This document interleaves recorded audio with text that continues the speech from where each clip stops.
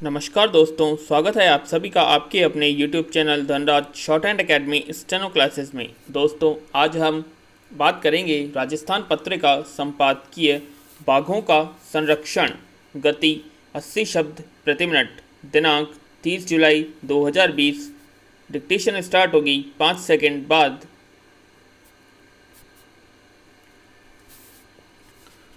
Start. हमारे देश में दुनिया भर के 70% बाघ हैं, विराम, यानी 30% बाघ ही दुनिया के बाकी देशों में हैं। इसलिए भारत को बाघों की ज़मीन कहा जाता है। सरकार ने 2018 की पिछली गणना में बाघों की संख्या में जोरदार बढ़ोतरी का दावा किया था, विराम। ऐसा ही दावा इंटरनेशनल टाइगर डे से एक दिन पहले जारी रिपोर्ट में दोहराया गया है, विराम। देश में बाघों की गिनती 4 साल के अंतराल में होती है, यानी नई गणना 2022 में होनी है। लेकिन केंद्र की ताज़ा रिपोर्ट बाघों के अच्छे भविष्य का संकेत देती है, विराम। केंद्रीय वन एवं पर्यावरण मंत्री प्रकाश जावड़ेकर ने कहा कि बाघों की लगातार बढ़ती संख्या गर्व का विषय है। हमारे पास 30,000 हाथी, 3,000 एक सींग वाले गैंडे और 500 से अधिक शेर हैं, विराम।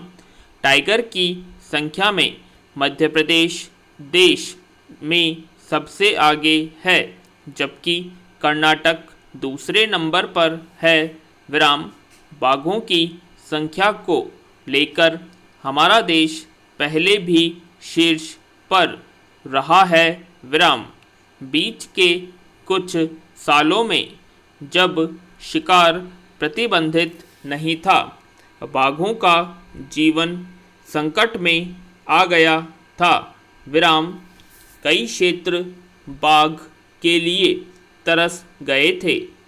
पिछले सालों में जिस तरह से बाघों के संरक्षण को लेकर प्रयास हुए हैं और उनको सुरक्षित बनाने का प्रयास हुआ है, उससे बाघों की संख्या में बढ़ोतरी के संकेत उम्मीद जगाते हैं, विराम।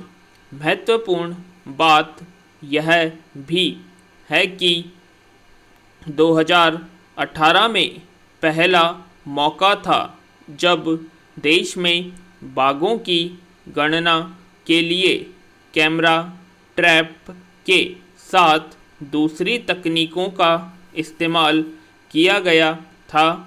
इससे पहले बाघों की गिनती में परंपरागत तरीकों का ही इस्तेमाल होता था, विराम। हालांकि बाघों को सुरक्षित बनाने के लिए रेडियो कॉलर सिस्टम शुरू किया गया, विराम। कोशिश की गई थी कि बाघों के मूवमेंट पर नज़र रखी जाए और कोई भी अनहोनी को तेज़ी के साथ पकड़ा जाए, विराम।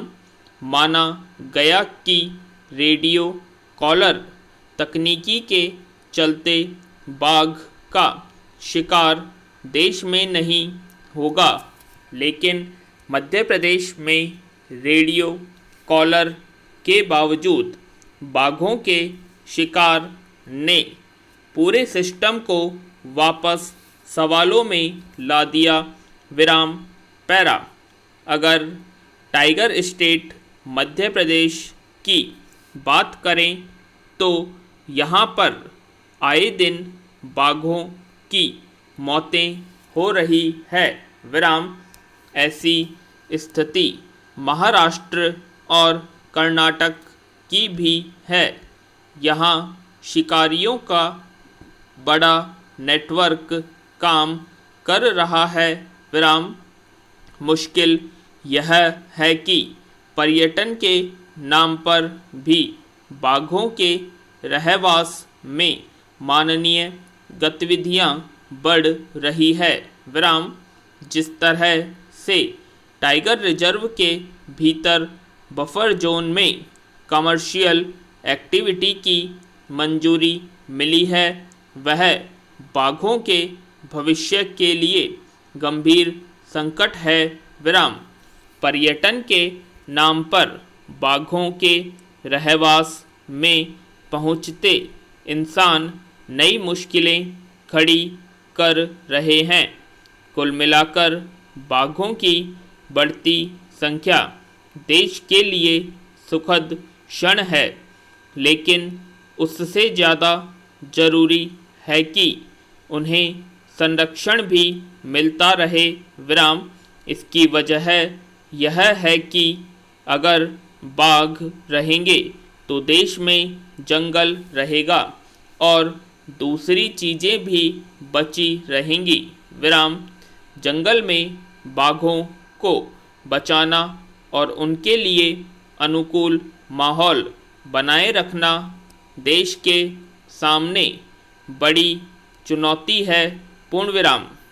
कैसी लगी आप सभी को डिक्टेशन कमेंट बॉक्स में कमेंट करके बताएं, और अगर अब तक आपने हमारे चैनल को सब्सक्राइब नहीं किया है तो सब्सक्राइब कर लें और वीडियो को लाइक और शेयर करना ना भूलें। धन्यवाद।